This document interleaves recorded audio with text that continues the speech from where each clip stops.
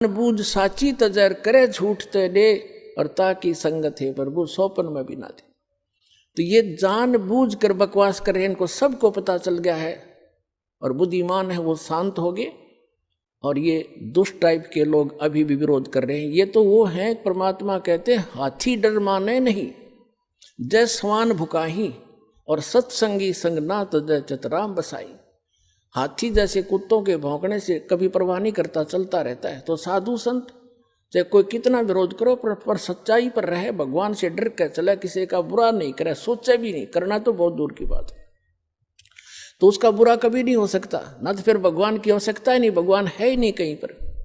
तो अब उस आश्रम के अंदर पुलिस वहीं पर सरकार के कब्जे में और करोड़ों की चोरी करवा दी, एसी तक उठा ले गए और उसको कह दिया अनट्रेसेबल है, पता नहीं लगा चोर का। तुम टिंडे लेने बैठी थे पुलिस वहां पर, चोर का पता नहीं लगा। अरे ये पता लगेगा चोर का। भगवान कहते तुमने उस दरगाह का मैल नहीं देखा, धर्मराज के लिख तिल तिल का लेखा। परमात्मा सारे पूरे कर देगा बच्चों तुम्हारे, देख लेना। पर तुम बैलेंस ना खोइयो, अपनी शांति बनाए रखना। कुछ दिनों में दिखा देंगे आपको, ये पूरा संसार पलटेगा।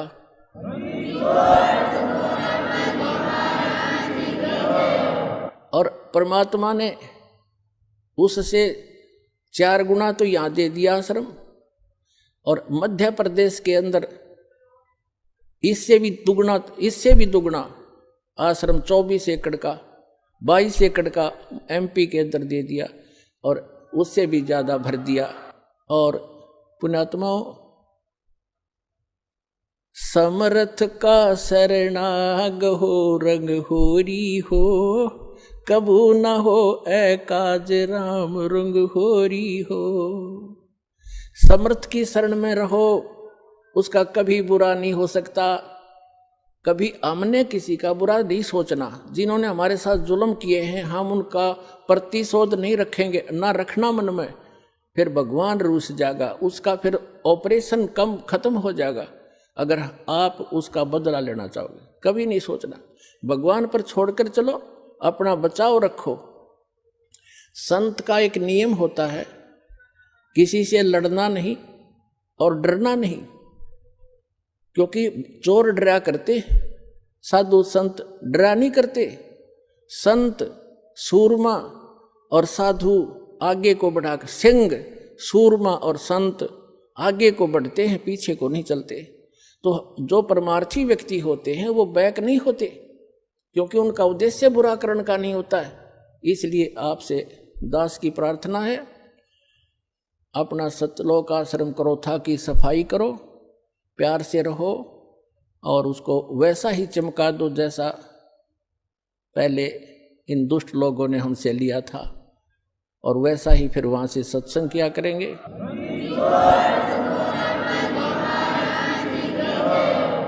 और सभी भक्तों से मैं पुनः प्रार्थना करता हूं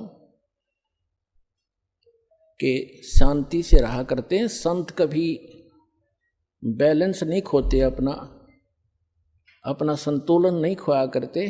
प्यार से रहो, भक्ति करो, और जो जैसा करेगा उसको अपने आप प्रतिफल मिल जाएगा। परमात्मा कहते हैं, मन तू पावेगा अपना किया रे, भोगेगा अपना किया रे।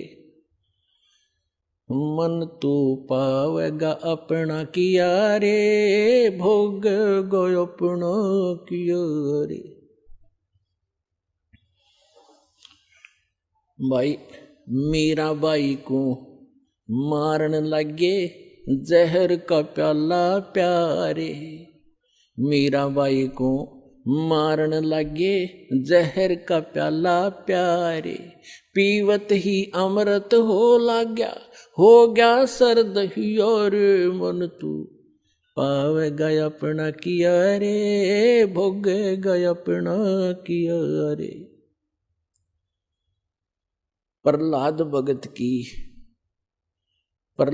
भगत की पैज निवारी, धर नरसिंह अवतारे। नरसिंह रूप धरे नारायण, वो खंभ पाड़ के आए मन तू पावेगा अपना किया रे, भोगेगा अपना किया रे। और पुण्यात्माओं,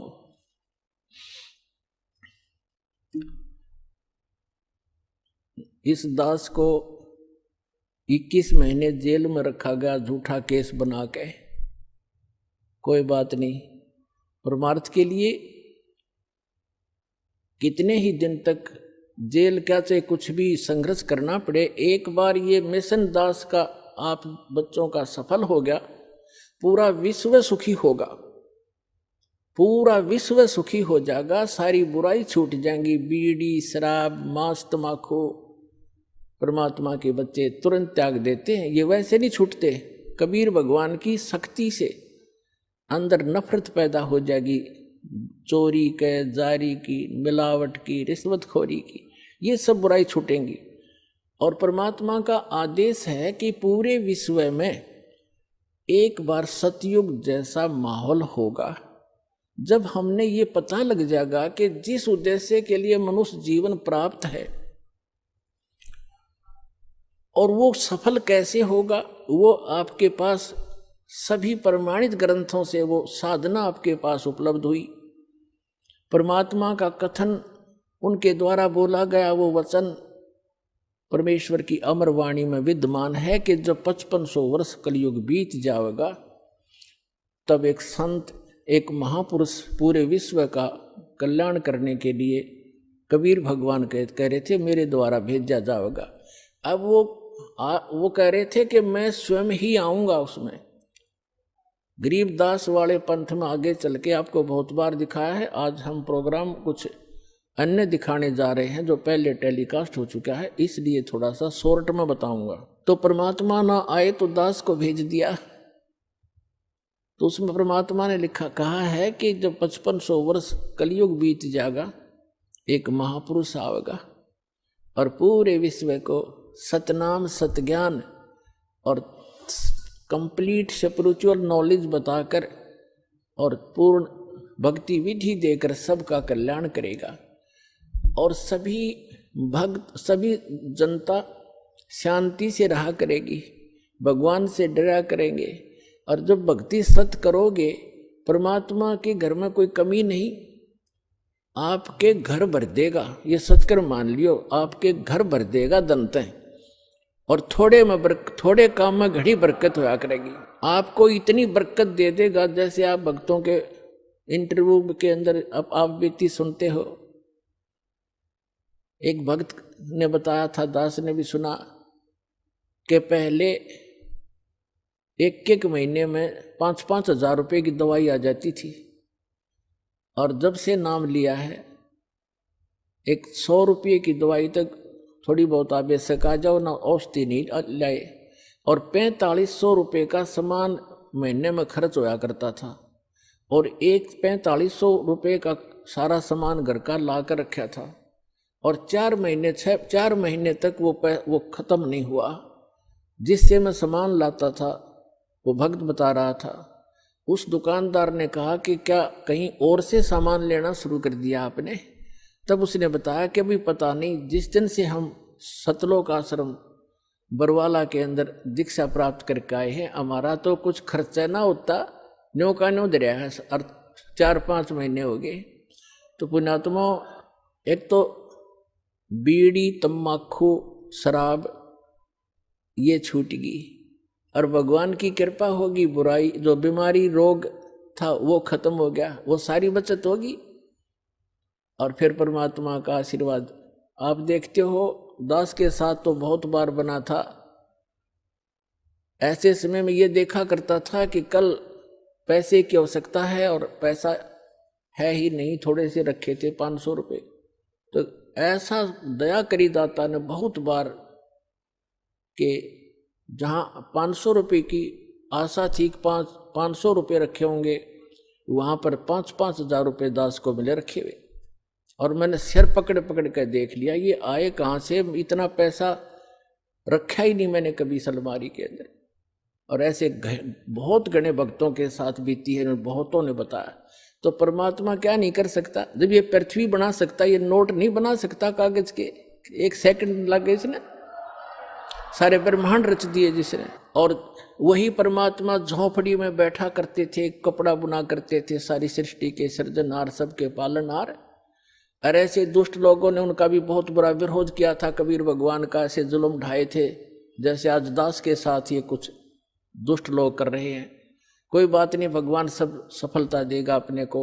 हम परमार्थ के लिए लगे, हम किसी का बुरा नहीं सोचते ना करते। तो उस समय परमात्मा के नाम से चिट्ठी लिख दी गई थी, कबीर साहब के नाम से झूठी चिट्ठी लिख दी, झूठे पाखंडी आचार्यों, शंकराचार्यों और गुरुओं ने। उस समय के जितने मंडलेश्वर काजी मुल्ला थे कि कबीर भंडारा करेगा, सबको झूठी चिट्ठी लिख दी। सब जगह, सब संतों के, पंथों के सब जगह भेज दी। 18 लाख व्यक्ति आगे निश्चित तिथि को, 18 लाख व्यक्ति, ये साधु संत और निमंत्रित, सबके पास चिट्ठियां चली गई। और साथ में ये लिखा था कि कबीर पुत्र नीरू जुलाहा काशी वाला सबको आमंत्रित करता है। 3 दिन का भंडारा होगा, सारे भोजन, लाडू, जलेबी, कचौड़ी, पकौड़ी, सब खीर खांड बनाए जाएंगे, हलवा। और प्रत्येक साधु संत को प्रत्येक भोजन के बाद एक दोहर, दोहर माने कंबल होता था, बहुत सुंदर कंबल टाइप एक होती थी खद्दर की, वो दोहर होती बोलते थे, डबल। और एक असरफी देगा सोने की, यानी 10 ग्राम सोना। इस लालच में सारे डेरा वाले अपने चेलों को और सबको बुला ले। 18 लाख व्यक्ति सामने खड़े हो गए। जब रविदास जी को पता चला, ये दोनों महात्मा, परमात्मा और रविदास जी अधिकतर इकट्ठे ही रहा करते थे, तब रविदास जी ने कहा कि भगवान, आज तो इन्होंने कति जुल्म कर दिया, आपके नाम से चिट्ठी डाल दी, 18 लाख व्यक्ति चिट्ठी लिए खड़े हैं। कबीर भंडारा करेगा, दौर और मोहर असरफी देगा, 3 दिन का लिख रखा मालिक। कबीर साहब बोले, आजा बैठ जा रविदास, जिसकी आड़ लेकर बैठे हैं वो आप संभालेगा। गरीबदास वो राक्षसी जिन्यू साजा साज। गरीब रविदास जी को अपनी कुटिया में उठा लिया, अंदर से कुंडी लगा ली, बैठ गए। उधर से परमात्मा दूसरा रूप बनाकर पहुंचे अपने सतलोक में, जहां से वो आते हैं, जहां से हम सभी आए हुए हैं, वहां किसी चीज की कमी नहीं। वहां से जाकर 9 लाख बैलों के ऊपर, पहले यही ट्रांसपोर्ट का साधन था, बैलों के ऊपर जैसे गधों पर बोरे रखते हैं, ऐसे वो बोरे रखकर उनमें बने बनाए जलेबी, लाडू, कचौड़ी, पकौड़ी, ऊपर से सतलोक से हलवा, खीर, खांड और लाकर आप दूसरा रूप बना लिया केशव नाम के बंजारे का। बंजारा एक बिजनेसमैन को पहले बंजारा कहा करते थे, जो बिनज करते थे, एक स्थान से दूसरे स्थान पर कहीं से खांड ले आते, तो दूसरी मंडी में जहाँ खांड बूरा नहीं होती वहाँ बूरा भेज देते, वहाँ से बाजरा ज्वार लेकर दूसरी मंडी में ले जाते, जैसे ट्रांसपोर्ट करते हैं। उसमें ये बैलों से ही साधन था, जंगलों से गुजरना होता था। तो 9 लाख बैलों के ऊपर सामान रख के आ गए और उन तंबू लगा दिए पूरे चौपड़ के बाजार में, काशी बनारस में। और उन्होंने पूछा, कोई पूछ रहा था कि आप कौन हैं, आपका क्या नाम है? उन्होंने कहा कि मैं केशव नाम है मेरा, और मैं कबीर जी का पगड़ी बदलिया मित्र हूँ, दोस्त हूँ, वो मेरा धर्म भाई है। और उसने चिट्ठी मेरे पास भी गई थी कि एक भंडारा है, कुछ सामान ले आइएगा। तो ज्यादा ना बढ़ाकर पुण्यात्माओं, सिकंदर लोदी दिल्ली के बादशाह थे, उनको भी चिट्ठी लिख दी, क्योंकि शेख तकी जो था वो सिकंदर लोधी का गुरु था, और वो भी ईर्षा करता था। उन सब ने मिलकर ये एक मसलत बनाई थी, एक सलाह बनाई थी, मीटिंग करके ये परमात्मा को के नाम से चिट्ठी लिखी थी, कबीर जी के नाम से। उन्होंने इसलिए लिखी थी कि ये शर्म के मारे भाग जाएगा, लोग इसे पीटेंगे, चिट्ठी क्यों डाली थी, हमारी इतनी दूर से आए। उन्होंने किया तो ऐसे था। तो शेख तकी ने अपने राजा से भी बता दिया कि आपका गुरुजी और वहाँ ऐसे भंडारा कर रहा है, क्योंकि सिकंदर लोधी कबीर परमात्मा की महिमा से परिचित होकर के उनका शिष्य बन गया था, लेकिन था कच्चा सा। फिर भी राजा दिल्ली का काशी पहुंचा, उसने पूछा कि किससे, जो केशव रूप में बैठे थे भगवान, दूसरे रूप में एक बिजनेसमैन सेठ के रूप में, उससे पूछा सिकंदर लोधी ने कि आप कौन हैं। उसने बताया कि मैं केशव नाम है मेरा, मैं बंजारा हूं, बिजनेसमैन हूं। तो सिकंदर लोधी राजा ने पूछा दिल्ली के बादशाह ने कि कबीर जी से आपका क्या नाता है। कि वो मेरा मित्र है, मेरा धर्म भाई है, मेरा पगड़ी बदल मित्र है, यार है। और उसने मेरे पास संदेशा भेजा था कि भाई एक छोटा सा भंडारा करना है, कुछ सामान लेते आइएगा। अब शेख तकी तो साथ यूं गया था कि कबीर भाग गया होगा, झोपड़ी छोड़ गए, और सिकंदर उससे हट जाएगा दूर और तेरी महिमा फिर से बन जाएगी। जब उसने देखा शेख तकी ने भंडारा चल रहा है और जय जयकार हो रही है, भाई भला हो किसने दिया ऐसा भंडारा, आज तक ऐसा भोजन कभी खाया नहीं, ऐसा भंडारा नहीं देखा। और शेख तकी तो पेट पकड़ कर बैठ गया एक तरफ ने। तो सिकंदर लोधी ने पूछा उस केशव रूप में बैठे परमेश्वर से कि कबीर जी क्यों नहीं आए। तो केशव ने कहा उसका दास जो बैठा है, मौज है माल उसकी, कभी आओ। उसका मित्र बैठा, उसका दास बैठा, आ जाएगा, जब आएंगे उनकी मौज होगी तब आ जाएंगे। और सिकंदर लोधी वहीं पहुंच गए कुटिया पर, और कुटिया खड़खड़ाई। रविदास जी ने कहा कि महाराज जी वो तो आगे सब यहीं पर। परमात्मा बोले बोला मत, आप चले जाएंगे, और मैं तो भाई रात को चला जाऊंगा यहाँ से कुटिया छोड़ के। तो रोज दुखी करने लग गए। सिकंदर लोधी ने आवाज लगाई कि हे परवरदिगार, एक बार कुटिया का दरवाजा खोलो। कौन हो आप? अंदर से पूछा परमात्मा। आपका दास सिकंदर आया है दिल्ली से, आपके दर्शन करना चाहता है। कबीर साहब ने कहा राजन, मैं हो गया दुखी, मैं गरीब आदमी, अपने गुजारा करता हूँ, कपड़ा बुनकर अपने परिवार का पोषण करता हूँ। परमात्मा का अपना कोई परिवार नहीं था। एक लड़का मृत जीवित किया था शेख तकी की फड़क निकालने के लिए, और एक शेख तकी की लड़की कब्र में दबा रखी थी, मृत्यु के उपरांत वह जीवित की थी उस अल्लाह अकबर ने, कबीर साहब ने। वो दोनों बच्चे परमात्मा के साथ रहा करते थे, जीवित करके वो गए नहीं फिर कहीं पर भी। उन्हें मालिक के मुंह बोले बेटा बेटी, और दो मुंह बोले माता पिता थे, नीरू और नीमा, उनसे जन्म नहीं था, वो मालिक तो सहसरी राय थे। तो परमात्मा ने कहा कि मैं तो अपने कुंबे का, अपने परिवार का पोषण करता हूँ, कपड़ा बुनकर, और मेरे साथ गुरु महाराज जी बहुत बूंदी कर दी, मेरे नाम से झूठी चिट्ठी डाल रखी है। मैं तो आज रात काशी में रहूंगा, और रात में अपने परिवार को लेकर यहाँ से निकल जाऊंगा, ये मुझे जीने नहीं देंगे, यहाँ पर बहुत तंग कर लिया। तब सिकंदर लोधी कहता है परवरदिगार, आप किसी और को तो बहका सकते हो, अपने दास को नहीं। एक बार दरवाजा खोलो मेरे दाता, आपने जय जयकार कर रखी है, भंडारा खोल रखा है। ये दाता आप तो अपने को छुपाए रहते हो, आप में यही एक खासियत है। सिकंदर लोधी ने कहा एक बार दर्शन दे दो मुझको, बहुत दूर से आया हूं। तब वो दरवाजा खुलवा दिया, समेत मुकुट के सिकंदर लोधी चरणों में गिर गया। बोलो सतगुरुदेव। और प्रार्थना की कि हे परवरदिगार, सभी आपकी दर्शन की इंतजार कर रहे हैं, आपकी जय जयकार हो रही है, आपका मित्र वहां पर भंडारा कर रहा है, आप चलिएगा। परमात्मा बाहर निकले, चौपड़ी से जब बाहर निकले, आकाश से फूलों की वर्षा हुई कबीर भगवान के ऊपर, फूलों की वर्षा आकाश से, सतलोक से।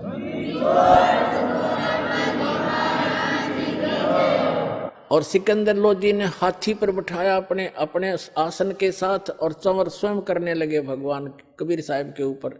रविदास जी को भी साथ ले लिया, भंडारे में आ गए। जहाँ देखा उड़े सब जय जयकार करें, ये भाई ऐसा भंडारा नहीं देखा। और जो भी खाना खा के जाए उसको दौर और असर भी विदाई की दी जा रही थी। कहने का भाव ये है पुण्यात्माओं, 3 दिन तक भंडारा चला। तीनों दिन परमात्मा ने एक टेंट के अंदर टेंट लगा दिया, खूब खोल दिया टेंट को, ऊपर सीलिंग रख ली और एक आसन के ऊपर बैठ के सामने केशव रूप, दूसरे में अपना कबीर रूप, डबल रोल कर रहे परमात्मा। केशव प्रसन्न करता है, कबीर साहब उत्तर देते हैं कि आप ऐसे, केशव पूछता है कि आप ऐसे गंदे लोक में क्यों आ गए अपने उस सुखमय स्थल को छोड़कर। तब कबीर साहब कहते हैं, केशव मेरे दर्द ने आप नहीं समझ सकते, ये सब मेरे बच्चे हैं, ये काल के धोखे में आए हुए हैं, इनको लेने के लिए आया हूँ। अपने बच्चों से माता पिता दूर नहीं हो सकते, इसलिए मैं यहाँ भटक रहा हूँ। मैं रोवत हूँ सृष्टि को, सृष्टि रोवे मोहे, कह कबीर हमारे वियोग को ये समझ नहीं सकता कोई, ये मुझे खोज रहे हैं। ये समर्थ परमात्मा हमने सुख दे, और ये जिनकी पूजाएं कर रहे हैं इन पर दुखों के कहर टूट रहे हैं। और मैं समर्थ हूँ, मैं कहता हूँ मैं भगवान हूँ, ये मुझे भगवान नहीं मान रहे। और मैं कहता हूँ मैं भगवान हूँ, तुम मेरे बच्चे हो। मैं रोवत हूँ सृष्टि को, और ये मुझे ढूंढ रहे हैं, मैं इनको खोज रहा हूँ। हमारे इस बीच के इस हमारा जो वियोग हो गया, एक दूसरे से विमुख कर दिए नकली संतों पंथों और दुष्ट लोगों ने, इबिस ने हमारे न कौन एक करे। तो दास भेजा उस परम पिता ने आत्मा और परमात्मा का मेल कराने के लिए।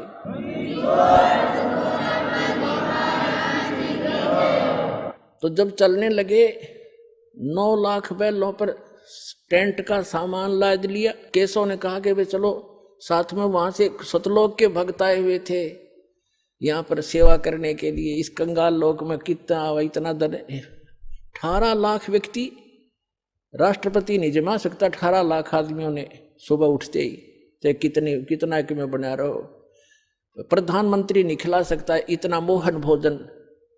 और कितना बड़ा सेठ, 18 लाख एक बारात में 200 आदमी आ जा, 10 दिन पहले चिंता हो जाती है, हलवाई लाओ फलाना लाओ और मर पूरा फिर भी ना पाटे, फिर भी पूरा काम ना चले।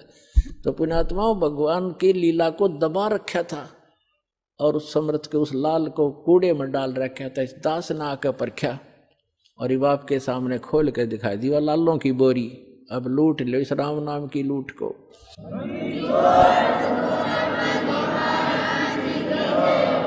अब क्या होता है, केशव और कबीर परमात्मा, सिकंदर लोधी, शेख तकी और सैनिक खड़े।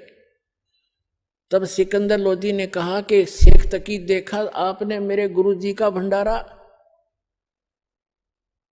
तब क्या हुआ, शेख तकी क्या कहता है, ऐसे ऐसे भंडारे हम सब कर दें, इसने तो ऐसा महोत्सा सा किया है। पुण्यात्मा, महोत्सा कहते हैं जैसे कोई कंपलसरी हो ना, जैसे कोई बता दे कि तूने इतने जमाने पड़ेंगे, इतने पंडित जमाने हैं, या इतना देना पड़ेगा दान धर्म, कोई मजबूरी हो तो वो घटिया मार लिया करे, फॉर्मलिटी करता है, उसको महोत्सा कहते हैं। और जगजोनार खुशी में किया करते हैं, जैसे किसी के गढ़े दिनों में कोई पुत्र प्राप्ति होती थी तो उसकी न्यारी खुशी होती थी, खूब भोजन थे, भंडारे थे, घी से हलवे से खुले हाथ से बरता है, उसको जगजोनार कहते हैं। तो गरीबदास जी कहते हैं कि कोई कहे जगजोनार करी है और कोई कहे महोत्सा, और बड़े बड़ाई करा करें ये गाड़ी का डे ओछा। जो शेख तकी तो ओछा था, घटिया इंसान, अन्यों के क्या किया है इसने, यानी उसका वो तो उसका पक्का विरोधी था, भगवान का दुष्ट था वो। इतना कुछ देख कर भी नो कहे इसने क्या किया, महोत्सा सा किया है। तो यहाँ गरीबदास जी कहते कोई कहे जगजोनार किया, वह कमाल कर दिया, ऐसा भंडारा देखा ना सुना। और कोई कहे महोत्सा और बड़े बड़ाई करा करें ये गाड़ी काटे ओछा। तो उसी समय क्या हुआ, सिकंदर लोधी ने कहा, केशव जी आपके बंजारे और बैल तो बहुत दूर चले गए होंगे, दरिया से निकलकर गंगा को जो पार करने लगे वो बैल, उससे पार होना था दरिया से, गंगा से, तो गंगा एकदम नीचे उतर गई, घुटना पानी रह गया उन बैलों के। तो सभी हैरान थे देखने वाले, राजा भी और भी, कि एकदम गंगा इतना डाउन फॉल मारेगी और उनके पार निकलते फिर फुल स्विम पे होगी। उन्होंने सोची कोई ना, ऐसा दरिया का ऐसा होता ही रहता है। वह तो बात इतनी ध्यान करी नहीं उन्होंने। तब उन्होंने कहा सिकंदर ने कि केशव, आपके बंजारे, आपके में वो साथी चले गए होंगे।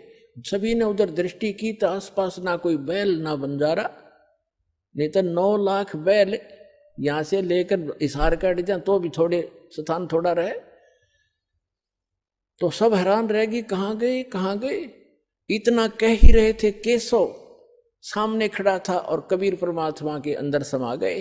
अकेले कबीर भगवान वहां पर रह गए। बोलो सतगुरुदेव।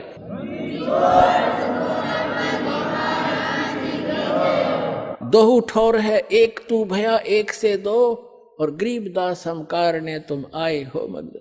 तो कहने का भाव दास का ये था परमात्मा पुण्यात्माओं, कि जो परमात्मा ये कहना हमें ये शिक्षा देने के लिए कि तुम ऐसा विश्वास करियो मेरे पे, और फिर देखना आपके ऊपर कोई आपत्ति आओगी कैसे खड़ा मिलूंगा। और क्या बताना चाहा था, जो परमात्मा 18 लाख व्यक्तियों को और 3 दिन तक भोजन भंडारे, लड्डू जलेबी कचौड़ी पकौड़ी और दोहर और असरफी दे सकता है, एक झोपड़ी में बैठा व्यक्ति, वो समर्थ कितना है। और आपको क्या नहीं दे सकता, पूरे विश्व को खिला सकता। वो पूरे असंख्य ब्रह्मांडों को 1 सेकंड में सब कुछ भर दे, हरा भरा कर दे इस पृथ्वी को, और आपका घर भर दे पूरा। अगर विश्वास करोगे तो ये सत्कर मान लेना, उस समर्थ का सहारा आपको है आज। तो समर्थ का शरणाग हो रंग होरी हो, भाई कदे न हो ए काज राम रंग होरी हो। समर्थ का शरणा मिल गया आपको, आपका कभी कोई हानि नहीं होगी यदि मर्यादा में रहोगे।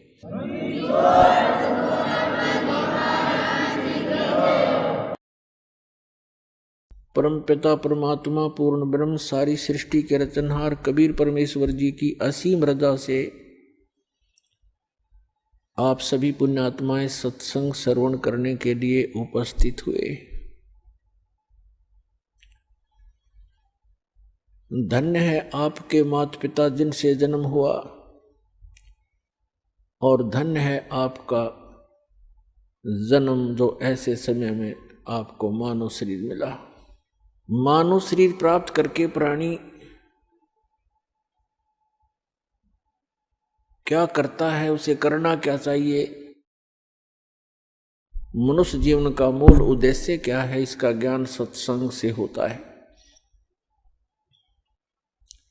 बहुत ही पुण्यकर्मी प्राणी को मानव शरीर प्राप्त होता है। उससे भी पुण्यकर्मी प्राणी वो है जिसके अंदर सत्संग परमात्मा की चाह है, प्रेरणा है, जिस कारण से वो कहीं ना कहीं भटक रहा है, कोई ना कोई भक्ति विधि अपनाए हुए है। और उन सब से उत्तम वो प्राणी है जिसके अंदर भक्ति की प्रेरणा है और उसको सतगुरु मिल जाता है मानव शरीर के अंदर। तो पुण्यात्मा, आप उन पुण्यकर्मी प्राणियों में से हो, उन best, good, better, best 3 quality होती है। आप उस बेस्ट क्वालिटी की पुण्यात्मा हो जो आपको ऐसे समय में मानव शरीर मिला, इस भक्ति काल में, मोक्ष काल के अंदर, मोक्ष समय है ये, मुक्त होने का ये गोल्डन चांस इसी समय होता है कलयुग के अंदर ही, और वो ये है बीचली पीढ़ी।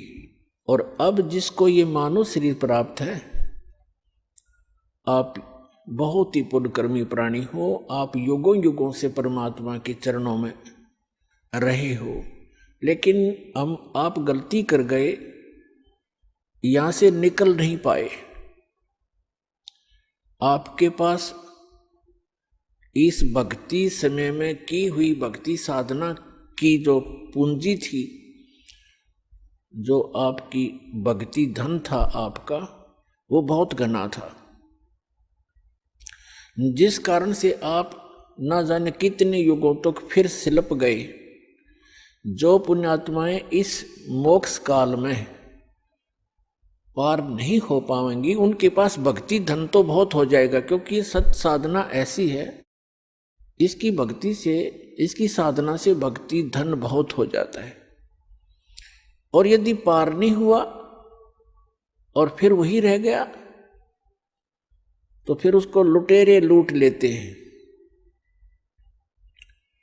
ये काल एक लुटेरा है जिसके लोक में आप रह रहे हो। ये एक नंबर का ठग है, बंटवारा कहा है संतों ने इसको, जो सुनियोजित तरीके से आपके भक्ति धन का नाश करवाता है।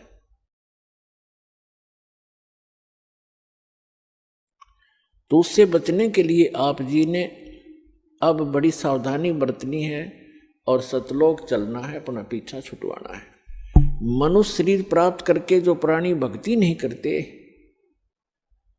तो वो अपना जीवन नाश कर जाते हैं, और जो भक्ति करते भी हैं अंतिम श्वास तक सावधान नहीं रहते तो वो भी बने बनाए काम को बिगाड़ लेते हैं। भक्त को अंतिम श्वास तक साधना करनी पड़ेगी, मर्यादा में रहना पड़ेगा। जैसे खेल के खिलाड़ी होते हैं, वो जहां से स्टार्ट करते हैं, यानी कोई डिस्ट्रिक्ट स्टेट से स्तर से, जिला स्तर से खेलना शुरू करते हैं, वहां भी नियम वैसे ही है और वहां सफल होते हैं। फिर वो राज्य स्तर पर खेलते हैं, वहां भी वही नियम है और अंतिम गेम तक उन्होंने वैसे ही मर्यादा में रहकर ही सावधानी से खेलना पड़ता है, तभी वो सफल होते। इसी प्रकार प्रत्येक सदग्रंथ में कहा है कि परमात्मा की भक्ति अंतिम श्वास तक करनी होती है। परमात्मा कहते हैं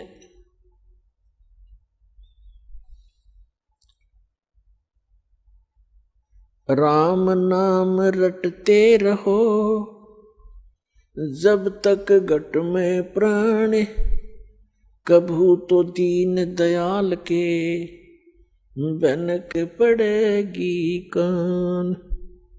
ये सूक्ष्म वेद की वाणी है जो परमात्मा अपने मुख कमल से स्वयं ही आकर के बोला करते हैं यथार्थ ज्ञान। इसी का समर्थन दिया है यजुर्वेद अध्याय नंबर 40 के मंत्र नंबर 15 ने।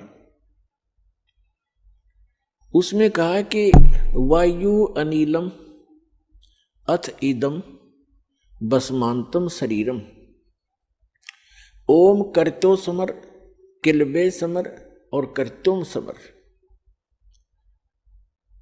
अंतिम श्वास तक इस जीवन का, इस शरीर के नष्ट होने तक इस ओम नाम का जाप काम करते करते करो, सिमरण करो, विशेष कसक के साथ यानी श्रद्धा के साथ, एक विशेष आस्था के साथ इसका सिमरण करो और मनुष्य जीवन का मुख्य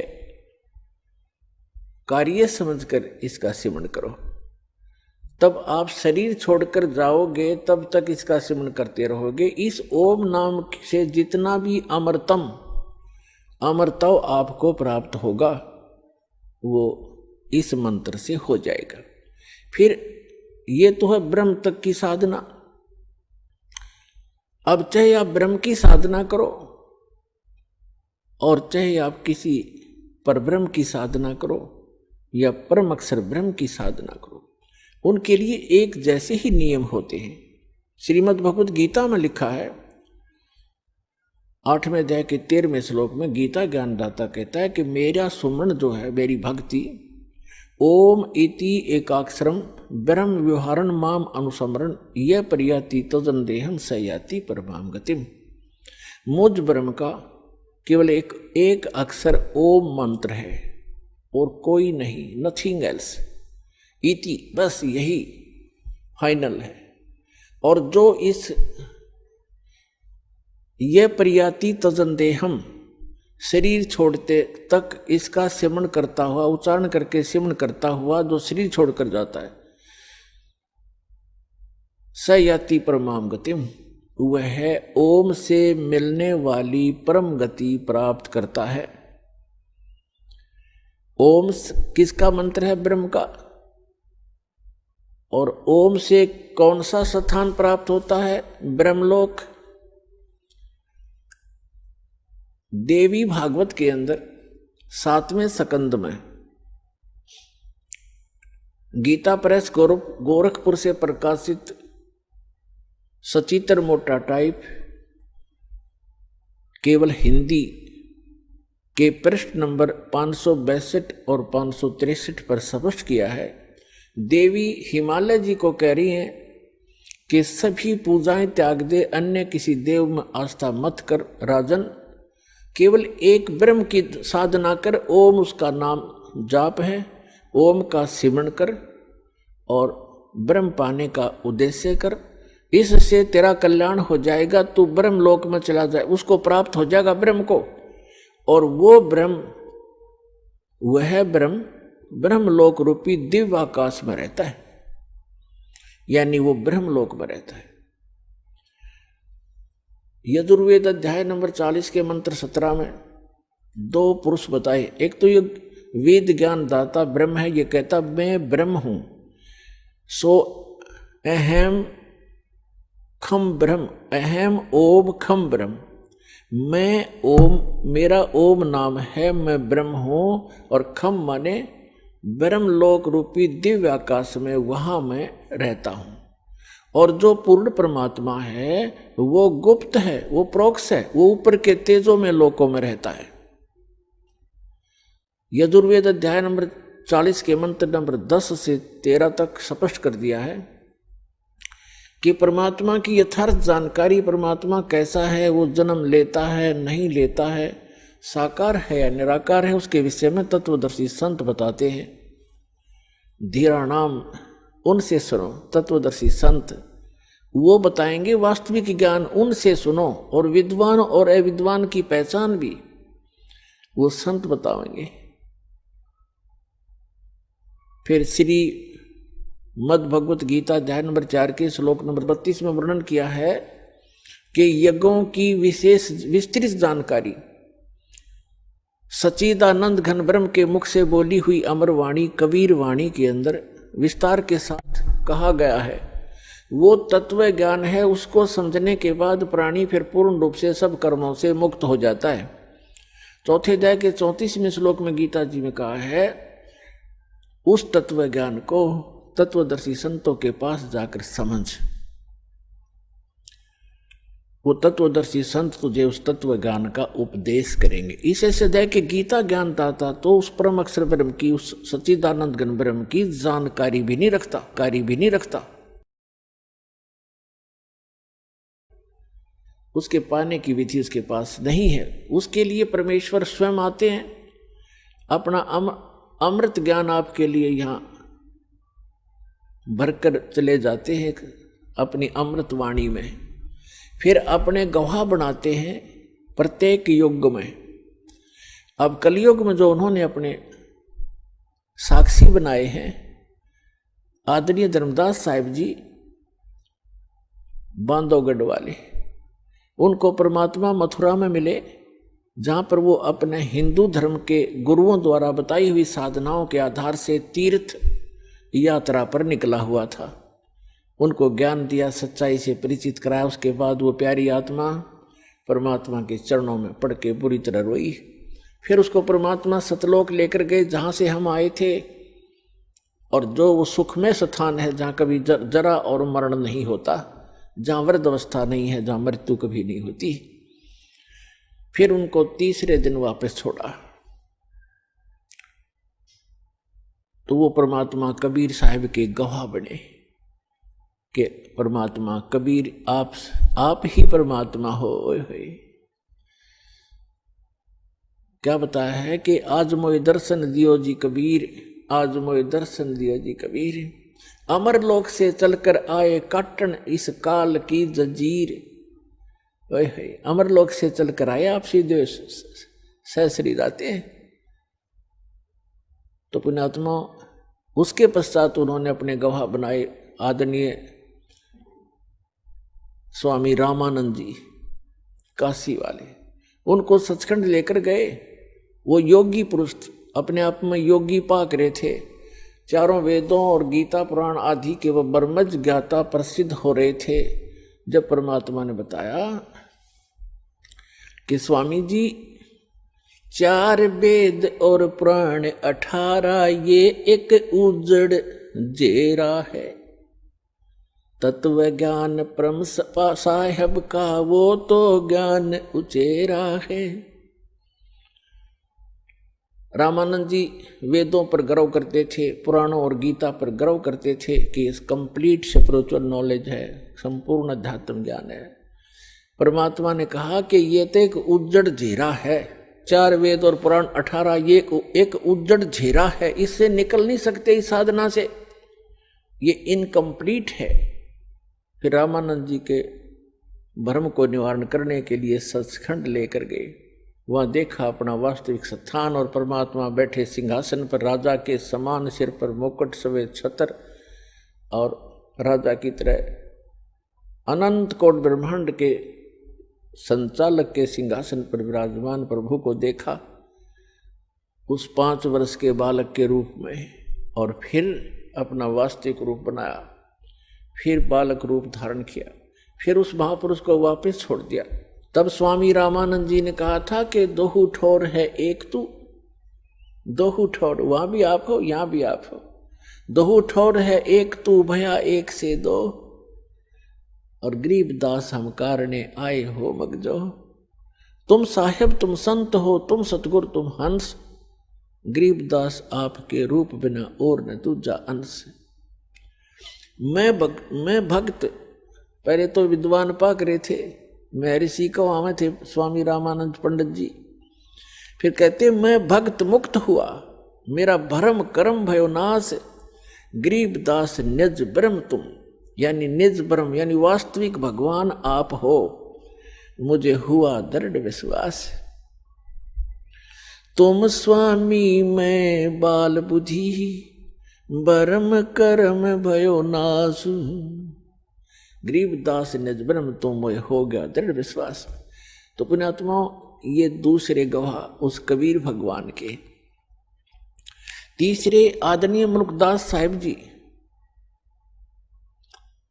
आदरणीय मुल्कदास साहिब जी को परमात्मा मिले, कहते 100 छल छिद्र मैं करूं अपने जन के काज, और अरण्यक पूजो मार जो मैं नरसिंह धर लूं साज। एक समय परमेश्वर कबीर जी इस धरातल पर आए हुए थे। जैसे ये क्या करते हैं परमात्मा, कई प्रकार से लीला करते हैं। ये 3 स्थिति में रह करके अपने सभी ब्रह्मांडों को चलाते हैं, सब जीवों की संभाल करते हैं। एक स्थिति में ये सतलोक में रहते हैं अपने ओरिजिन, अपने ही अन्य रूप में, और दूसरी स्थिति में वो क्या करते हैं, प्रत्येक युग में एक बालक रूप धारण करके और किसी सरोवर में कमल के फूल के ऊपर आकर